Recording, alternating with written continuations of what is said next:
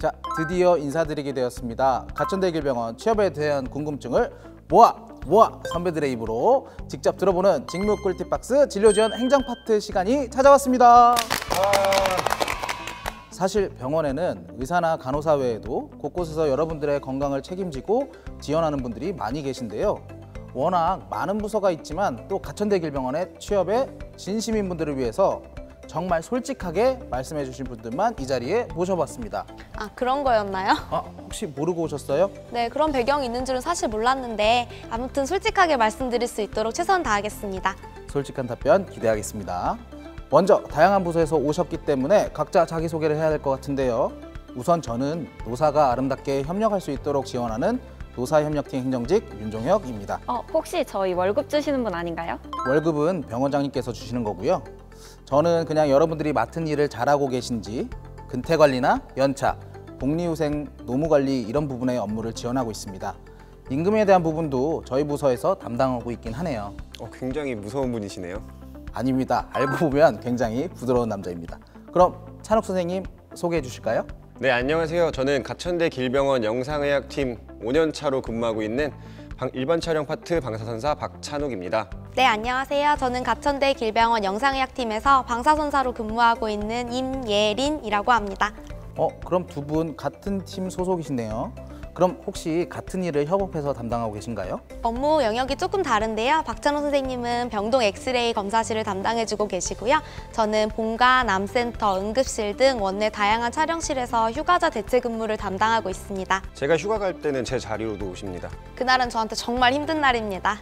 그래서 제가 최대한 배려해드리려고 오늘 자리도 좀 더 푹신한 곳으로 준비했습니다. 이번엔 조민경 선생님 인사해주세요. 네, 저는 진단검사학과에서 인체의 다양한 검체로 여러 가지 검사를 진행하고 있고요. 이제 일한 지 2년 정도 된 임상병리사 조민경이라고 합니다. 저도 아직 모르는 게 많지만 그래도 최근에 취업에 성공한 편이기 때문에 조금이라도 도움이 될까 싶어서 참여하게 됐습니다. 네, 진단검사학과부터 말씀을 드리면요. 저희는 환자의 전반적인 상태를 알려주는 검사를 신속하고 정확하게 보고하는 게 중요해요. 그러기 위해서는 꼼꼼함과 책임감이 필요하다고 생각합니다. 그리고 매뉴얼적인 검사나 장비를 다루는 부분도 많은데 대부분의 장비들이 외국 기업이 많다 보니 영어 관련된 준비를 하시는 게 나중에 실무에서도 큰 도움이 될 거라고 생각합니다. 저희 같은 경우에는 기본적으로 환자들이 아파서 방사선 검사를 하시는 거잖아요. 그래서 환자들의 환부를 좀 최대한 빨리 파악하는 눈치가 필요하다고 생각하고요.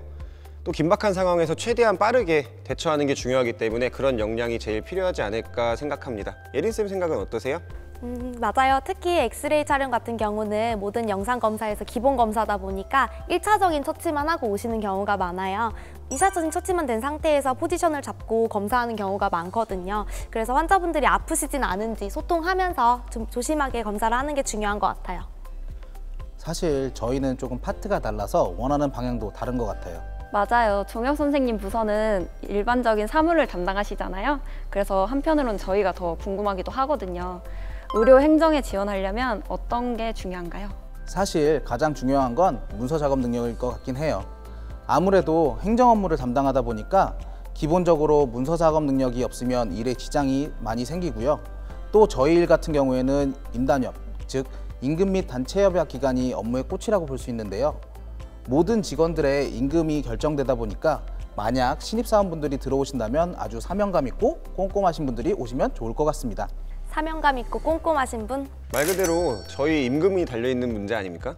그런데 정말 저희 부서 신입사원분들 뽑아주시는 건가요? 아무튼 사명감 있고 꼼꼼하신 분들 저희가 정말 열과 성을 다해서 기다리고 있겠습니다. 제가 먼저 말씀드릴까요? 제가 인상이 그렇게 좋은 편은 아닌데 제 생각으로는 첫인상이 제일 중요한 것 같아요. 저는 좀 씩씩한 모습을 선생님들한테 어필하고 싶어서 인사를 엄청 잘했거든요. 그래서 선배들이 처음부터 다들 잘해주시고 해서 딱히 힘든 점은 없었어요. 저는 함께 일하는 선생님들하고 좀 가깝게 지내고 업무도 얼른 적응해야 하니까 업무적인 이야기 많이 공유하면서 먼저 다가가서 말을 많이 걸었던 것 같아요. 맞아요. 제가 처음에 입사하고 나서는 친구들한테 취업톡 쏘느라고 엄청 바빴었거든요. 근데 어느 날 선배들이 술자리가 있다 그래서 따라갔는데 그게 엄청 많은 이야기가 나오고 있더라고요. 확실히 너무 얼어있기보다는 대화를 많이 하는 게 중요한 것 같아요. 제가 여기서 막내이긴 하지만 만약에 선배로서 후배를 맞이하게 되더라도 그런 점이 가장 이뻐 보일 것 같아요. 자꾸 말 걸고 친해지려고 노력하고 질문하고 이런 것들, 실제로 선배님들도 그런 부분을 많이 좋아하시더라고요. 진짜 그게 최고죠. 그러면은 정말 이쁨 받는 후임일 거예요. 살짝 꼰대인가?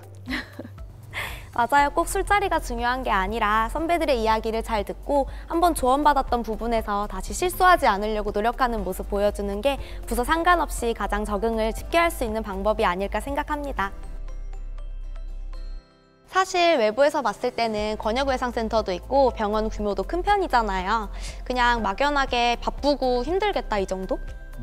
근데 또 솔직하게 말씀드리면 저는 그냥 외부에서 보여지는 그 이미지 그대로인 것 같아요. 병원장님도 좋은 일 많이 하시고 그냥 지역의 크고 큰 종합병원? 이런 느낌? 맞아요. 그런데 취업하는 입장에서는 저희 병원이 대외적으로 분위기나 근무 환경에 대해서 많이 알려져 있지 않아서 걱정이 많이 되더라고요. 맞아요. 사실 그래서 저도 처음엔 좀 무서웠어요. 에? 무서웠다고요? 네, 아무래도 대학병원이다 보니까 일이 많을 것 같고 정신없이 바쁠 것 같아 보이잖아요. 근데 뭘 해도 쉽지 않을 것 같다는 느낌이 많이 들어가지고 걱정을 많이 했었는데 막상 또 들어와 보니까 서로 도와주면서 일하고 엄청 바쁘다는 느낌은 아니에요. 맞아요. 그래도 나름의 장점이라고 한다면은 확실히 제가 계약직일 때는 저랑 비슷한 나이인 선생님들이 좀 여럿 있었는데 요즘은 젊은 선생님들이 확실히 많아져가지고 서로 의지하고 그런 건 좋은 것 같아요. 서로 으쌰으쌰 하면서 일하는 게 정말 중요하잖아요. 친구들이 일하는 병원 얘기를 들어보면은 개인주의 성향이 강한 병원들도 많거든요. 근데 우리 병원에 들어와서 놀랬던 거는 선후배를 강조하기보다는 선배로서 끌어주고 도와주는 그런 분위기가 적응할 때도 그랬고 지금 일하면서도 굉장히 도움이 많이 됐던 것 같습니다. 맞아요. 아무래도 병원 내에 바쁘게 다니시는 분들이 워낙 많다 보니까 저희 부서는 겉에서 보기에는 되게 적막하고 조용해 보이거든요. 근데 일을 하다가도 힘들면 선배가 너 무슨 일 있어? 이러면서 같이 소주 한잔 편하게 먹고 이런 분위기는 확실히 좋은 것 같아요. 모든 부서가 일을 바쁘게 힘들게 하다 보니까 사람으로 보상을 받는 병원? 그런 병원인 것 같아요. 저는 개인적으로 야간 근무를 지금 하고 있거든요. 그래서 처음에 엄청 힘들었던 것 같아요. 밤낮이 완전히 바뀌어버리니까 퇴근하고 집에 가서 잠을 자면 하루 종일 잘 때도 있고 오픈날 밤에는 아예 잠이 안 와가지고 밤샐 때도 있고 이래가지고 이 생활 패턴에 적응하기까지 시간이 좀 걸렸던 것 같아요. 저도 처음에 입사했을 때 몸무게가 좀 한창이었는데 일하다 보니까 또 15kg 정도가 빠지고 야간 근무 이제 들어가서 야식을 좀 그렇게 먹어가지고 최종적으로는 8kg 정도가 빠지게 됐는데 방사선사가 이렇게 체력이 많이 필요한 직업인지 몰랐었어요. 아, 방사선사가 체력적으로 되게 많이 힘든가요? 네, 사실은 직접 업무를 해보니까 저보다 훨씬 큰 환자를 직접 옮기고 포지션을 변경할 때 정말 많이 힘들더라고요. 그리고 이동 차량 검사나 일반 촬영실의 경우에는 하루에 걷는 양이 생각보다 어마어마해요. 그래서 처음에 일할 때는 퇴근 후에 집에 가서 바로 잠들어 버릴 때도 있고 살도 좀 빠지기는 했어요. 지금은 좀 돌아왔지만 찬욱쌤은 어떠셨어요? 저는 요즘 코로나 핑계로 운동 1도 안 하고 있습니다. 빠진 8kg가 다시 돌아올 것 같아요. 맞아요. 그래서 윤중혁 선생님 같이 앉아서 근무하시는 분들이 좀 부럽기도 한데요. 그래도 나름대로 고충이 또 있으시겠죠? 아까도 말씀드렸지만 저희는 전 직원 임금 타결할 때 아, 그건 정말 힘드시겠다. 그건 인정이지. 이건 진짜 끝이 없는 싸움인 것 같은 느낌이에요. 근데 또 마지막에 그 도장을 찍는 그 순간이 있기 때문에 모든 팀원들이 같이 힘을 합쳐서 버틸 수 있는 것 같아요. 지금 이 순간 뭐야. 아주 솔직한 근로자의 마음이라고 할 수 있죠. 저희는 이렇게 있는 그대로를 말씀드립니다. 아니 뭔가 보람 있었던 일을 얘기하려고 했는데 지금 이 순간을 뛰어넘는 답변이 생각나지 않을 것 같아서 머릿속이 하얘졌어요. 그러면 가천대 길병원에서 가장 뿌듯했던 순간은 바로 지금인 걸로 이대로 마무리하겠습니다. 저는 좀 진지하게 말해볼게요. 사실 저 같은 경우는 수술한 환자분들이 병원에 계시는 동안 엑스레이 검사를 정말 자주 하시거든요. 이럴 때 환자들이 아프다고 말씀하셨던 부위들을 기억해서 최대한 안 아프게 촬영을 해드리고 있어요. 그럴 때 이제 정말 고맙다라고 이제 말씀하시는 이런 분들이 계신데 그게 좀 보람을 느끼는 순간인 것 같아요. 저는 매일 검사를 오시던 입원 환자분께서 건강하게 퇴원하셔서요. 외래로 다시 오셨을 때 굉장히 반갑고요. 또 우연히 길에서 제가 검사했던 환자분을 마주친 적이 있었어요. 환자분이 더 반갑게 저를 인사를 먼저 해주셔서 정말 보람 있었더라고요. 아무래도 모든 의료진들이 그럴 때 가장 기분이 좋을 것 같아요. 저는 검사실에만 있기 때문에 환자들을 대면하는 일이 별로 없는데 말씀만 들어도 좀 뿌듯하네요. 그리고 저는 처음으로 선배 없이 혼자서 검사를 진행했을 때 개인적으로는 그때가 정말 제일 뿌듯했던 것 같아요. 저는 AI 면접이요. 면접 질문 중에 사람의 표정 변화를 보여주면서 저 사람이 어떤 표정인지 고르는 문제가 있었는데 그 표정이 제 눈에는 다 똑같이 보여가지고 좀 당황스러웠던 것 같아요. 그리고 컴퓨터를 보면서 자기소개하는 게 부끄러워가지고 가족들 자고 있는 시간에 면접 보고 그랬어요. 저도 여기에서 비정규직으로 일을 하다가 정규직으로 채용이 된 케이스거든요. 처음 입사할 때는 다른 병원 구직 준비하듯이 자기소개나 이제 그런 기본적인 것들을 준비했었는데 정규직으로 채용될 때에는 갑자기 AI 면접이라는 게 생겼다는 거예요. 근데 이게 첫 도입이다 보니까 이제 정보도 너무 많이 부족하고 그래서 엄청 당황했던 것 같아요. 저도 AI 면접이 너무 생소했는데 카메라에 상의만 보인다고 해서 밑에는 잠옷바지 입고 위에만 정장 입고서는 꽃무늬 거실벽지 앞에 앉아서 면접을 봤던 기억이 나네요. 정말 다시 하라고 해도 어려울 것 같아요. 그때 어떻게 했는지 기억도 잘 안 나거든요. 그냥 같이 하는 친구랑 이제 서로 질문 답변 준비해갖고 주거니 받거니 하면서 시뮬레이션만 해보고 그것밖에 할 수 있는 게 없었어요. 저는 면접 때 좀 당황스러운 질문을 받았었는데요. 옆에 분 질문 받는 거 보고서는 나는 뭐라고 대답하지? 이렇게 고민을 하고 있는데 갑자기 돈이냐 명예냐 여쭤보시는 거예요. 너무 당황해서 돈이요? 라고 일단 대답은 했는데 이유를 물어보지 않으셨어요. 그래서 정말 더 당황스러웠던 기억이 있어요. 다들 돈과 명예 중 어떤 거 선택하실 거예요? 다들 돈이잖아요. 무조건 돈. 맞아요. 정말 면접 때는 예상치도 못한 질문들이 막 훅훅 들어오거든요. 저는 임원 면접 때 타 회사와 병원의 노무적 차이를 말씀해보라고 얘기하시는 거예요. 근데 이건 정말 생각지도 못한 포인트였거든요. 그래도 임기응변을 잘 발휘해서 답변하기는 했어요. 지금 생각해보면 그 임기응변이 합격에 도움이 되지 않았나 싶기도 합니다. 뭐라고 답변하셨는데요? 사실 정확하게 기억은 나지 않는데요. 직종이 다르기 때문에 서로 직종 간의 이해와 접근이 필요하다고 말씀드렸던 걸로 기억하고 있습니다. 맞아요. 아무래도 면접 때는 당황스러운 상황이나 뭐 이런 것들을 어떻게 대처하느냐도 정말 중요하잖아요. 정말 그 무조건 자신감, 그게 제일 높은 점수를 받는 포인트가 아닌가 싶습니다. 다들 합격하실 수 있었던 게 그런 이유 아닐까요? 그런 것 같아요. 개인적으로 저는 웃는 모습을 많이 보여드리려고 노력했거든요. 아무래도 취업 준비할 때는 자신감이 부족할 수밖에 없는데 조금이라도 더 당당해 보여야 하잖아요.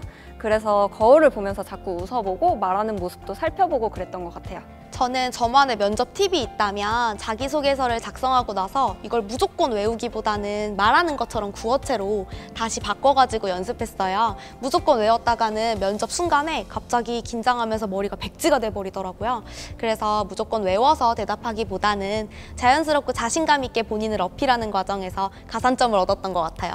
저는 아무래도 행정직이기 때문에 특수직군이라고 볼 수는 없잖아요.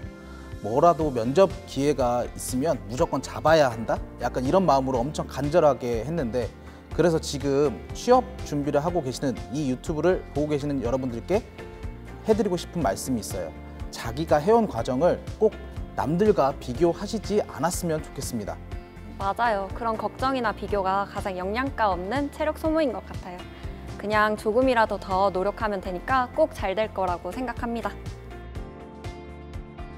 사실 자신의 일은 자기 스스로가 만들어가는 거잖아요.